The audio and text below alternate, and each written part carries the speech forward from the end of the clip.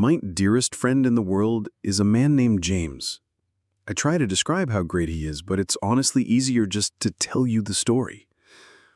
James and I grew up in the same town, a conservative Christian town in nowhere, USA.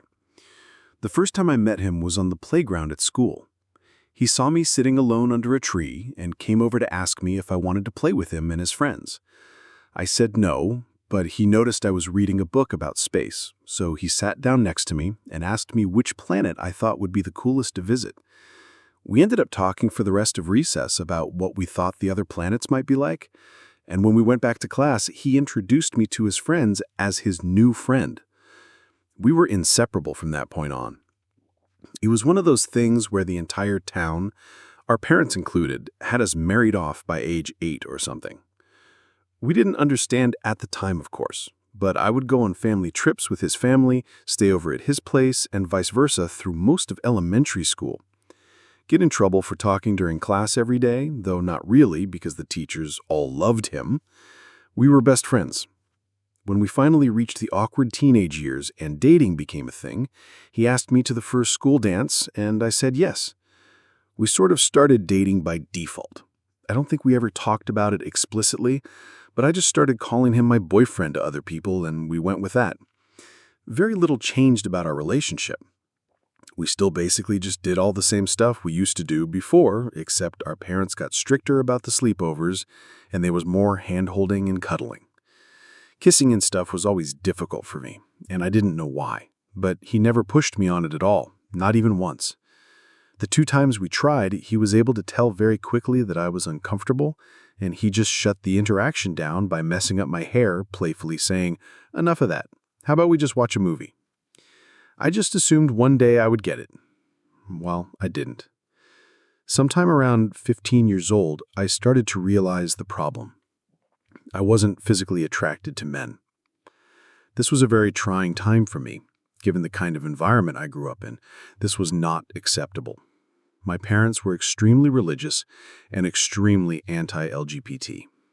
After about 8 months of identity crisis over this, I decided to muster up the courage to tell James before anyone else. I didn't know what to expect. I was terrified. I went over to his house trembling. He had done what he always did, made my favorite snacks and got the controllers and my favorite game ready to go. He opened the door and gave me a hug, and I came in. I was so scared. We sat down, and he looked at me for a second before putting his hand on mine and asked me what was wrong. So I tried to tell him, and I got halfway through the sentence struggling to actually say, "I'm gay," before he just interrupted me and said, "You're gay? Yes, I know. Is there anything else?" Followed by that goofy smile I love so much. I just froze in place. I asked him if he was mad. He just laughed and told me he loved me the way I was, and this was the way I was.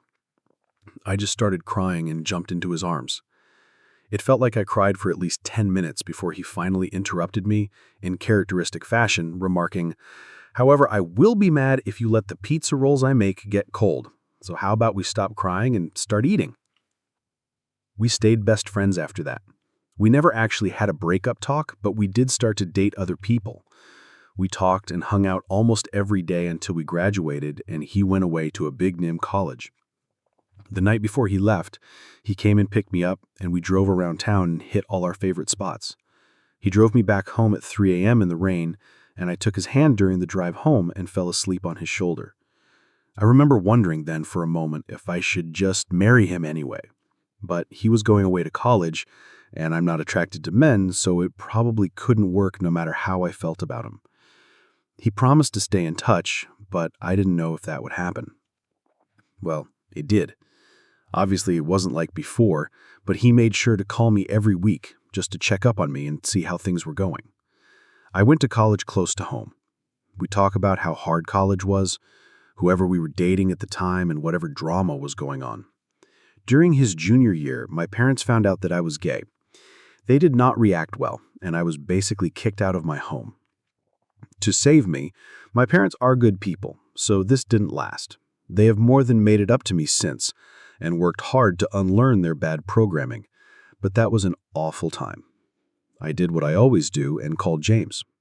He talked to me for about an hour and then got his mom to drive up to get me so I could stay in his old room.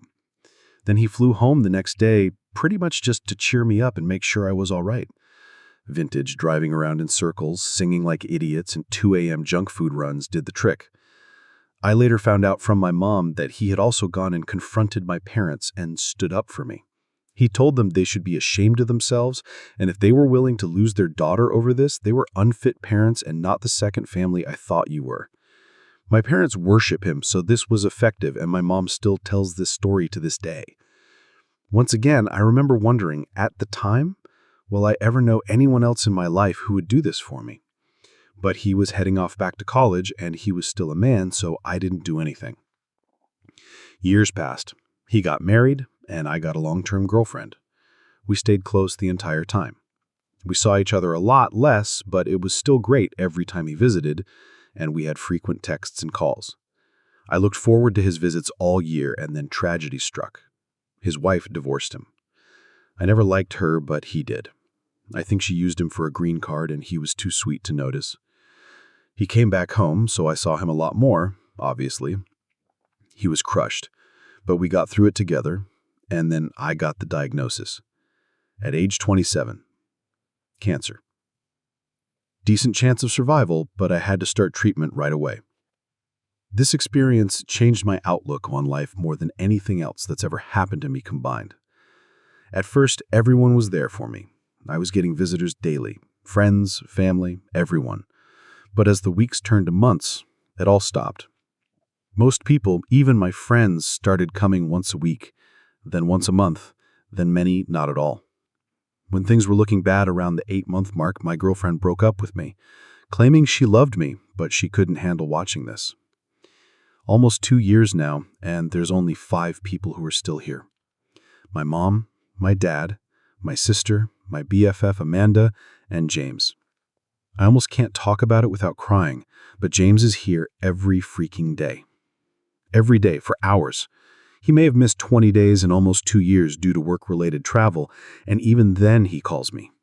He comes in and asks how his moo-moo is doing, and listens. He brings my favorite treats when I can have them, board games we like to play, and old video games on handheld so we can play. He sings to me and shows me pictures of places he's been that I'd like to go and talks about taking me once I'm better. He sits there and holds my hand in silence until the doctors tell him it's time to go. Then he does it again the next day. I've never seen him cry or show any sadness. If I even casually say something like, "If I get better," he'll immediately interject, when you get better. He just won't give up on me. The only other person who is there like this is Mom. Even my dad's sister and Amanda, who have also shown up in big ways, are not this consistent. My mom is the #1 all-time James fangirl. She's been attempting to get me to marry him since I was 7 years old. A long time ago she stopped that, but about 3 months ago she made probably her first comment of that kind in around 7 years. She told me, "Pay attention to the people who are still here now. They're the people who always will be. They're the people who love you and not just what you can do for them." Amanda and my sister also make a lot of comments about James, both like him. Amanda told me a few visits ago that she thinks I love him, and one reason none of my other relationships have worked out is that the other person can always tell their number or two everywhere but the bedroom. Then about a month ago, Mom was a little more direct. After James left one evening, she told me, "Baby, in all my years on this earth, I've never seen anyone love anybody like that boy loves you.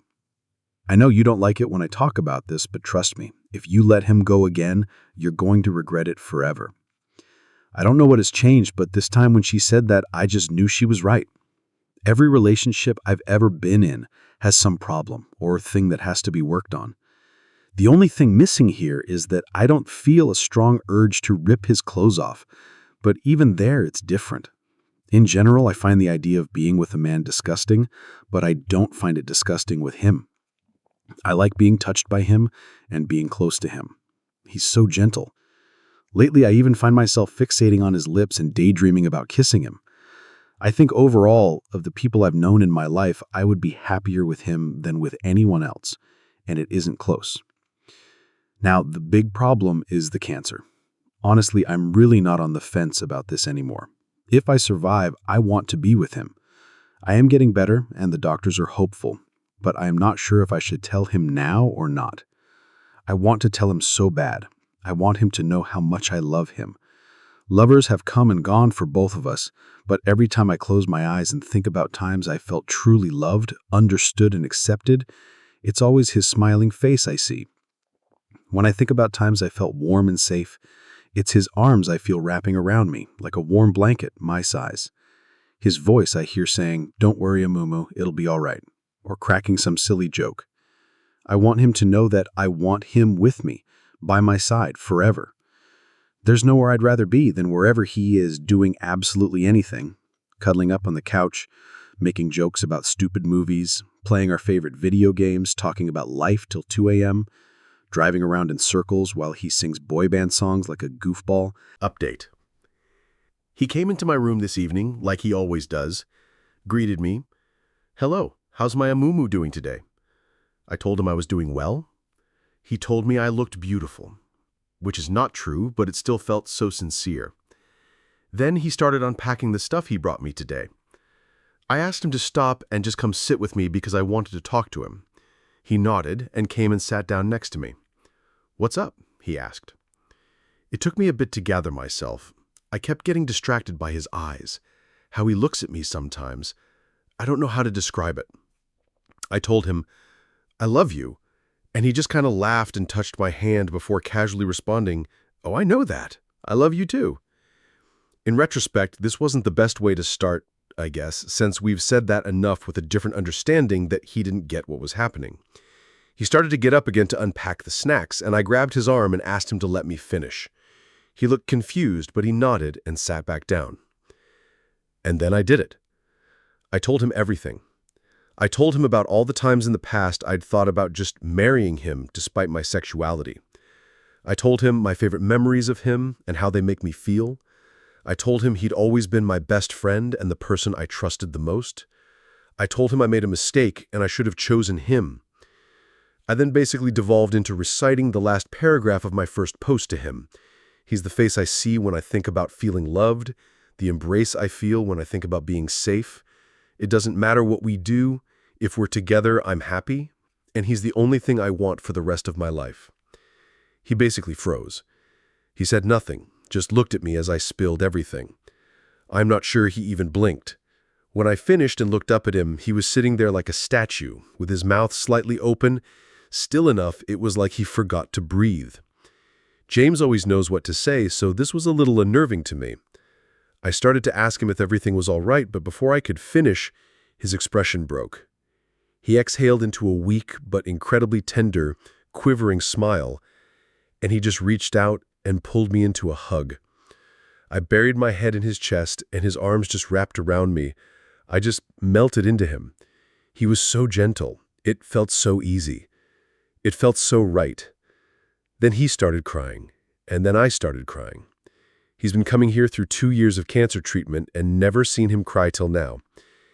He held me for a while, but however long it wasn't long enough.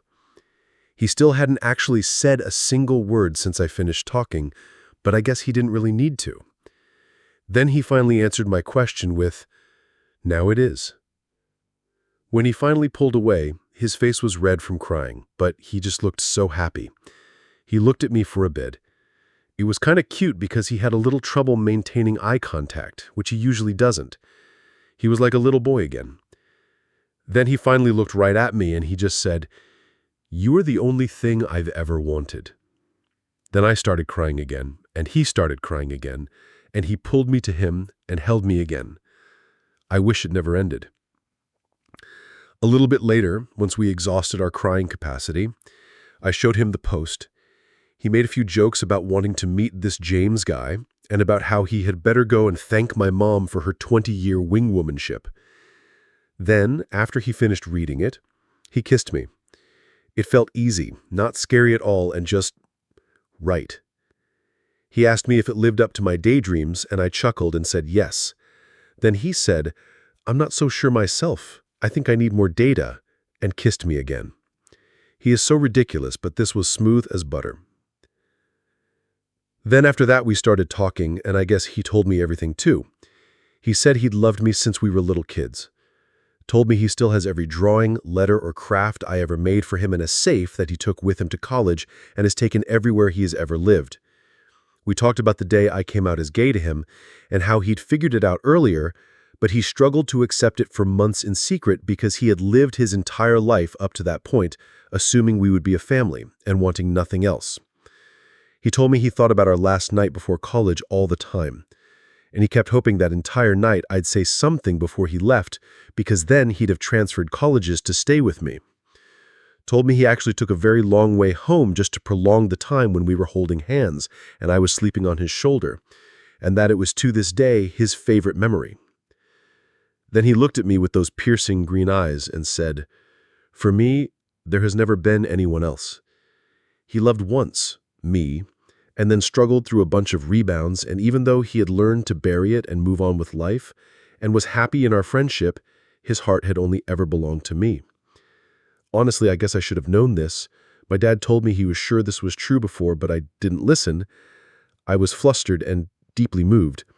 I joked that he should enter the Olympics as a torch carrier, and he said they'd never have a chance. I'm the greatest there ever was."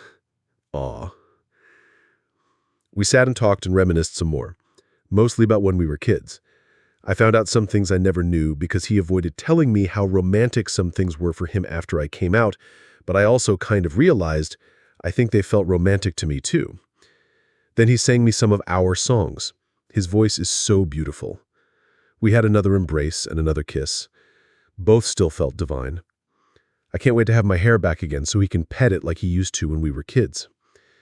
Then I brought up the sex question, and oh my God, it was the cutest shit ever.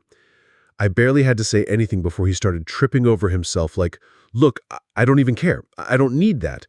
If we need mistresses or something, we can do that. It doesn't bother me. I just want to wake up with you every day." Which was sweet, but then I told him that even though I didn't know how that would go, and I might not be able to, I wanted to try with him anyway. And oh my God, he turned tomato red and could barely look at me. Literally could not even manage to form a sentence in response, just mumbled incoherently before managing to get out, "Okay, if you're sure." This man has been married and had 6 girlfriends, but he completely just falls all over himself at the thought of this. God, it was adorable. This is the only thing I'm still a little worried about, but I do want to try. I mean, I liked the kissing, which I thought was completely impossible, and I know that if it doesn't turn out well, it won't ruin anything, and we'll still be together and just figure something else out for that one need. Then we talked about the cancer. He's so sure I'm going to make it. It's so touching. It took a little while to get him to take the other possibilities seriously. When I finally did, and I told him that it's the reason I didn't tell him sooner, he held my hand and told me that if that happens, he'll be okay, because he'll always know that he was one of the lucky ones, because he was mine. Jesus fucking Christ, I almost lost it. Then he said if we don't have that much time left, we better make sure every minute counts. I said that's pretty hard to do in a hospital, and he replied, "What do you mean? We're both here, and that makes this the best place on earth." Dear God, what did I deserve this man? I teared up again, and he held me one last time. Then the doctors came in. He kissed me goodnight. We both said I love you, but it felt so different. It's never felt so good to say or hear those words. Then he smiled at me and left. I was so excited the first thing I did was call Mom, and she was just ecstatic. I think she might be happier than me, which is saying something. Lol. As soon as I told her what happened and that James and I are together, she just started crying and talking about what a good boy he is, how she just knew this would happen and that she can rest easy now because she knows I will always be loved and taken care of. Plenty of her destiny talk, which usually gets on my nerves, but honestly, I was so happy tonight. Fuck it, I'm on board. Maybe it was destiny. I guess sometimes Mom really does know best. I feel like a teenager again. I never thought I'd feel this way again in my life. I never even imagined if I did, it would be for a man. God, I love him so much. Now I can't understand what I was ever worried about or why I didn't do this years ago. Thanks so much to everyone who read my story and helped give me the perspective and courage I needed to finally do what I should have done years ago. Now, as long as my health cooperates, I'll be one of the lucky ones too, because I'm his.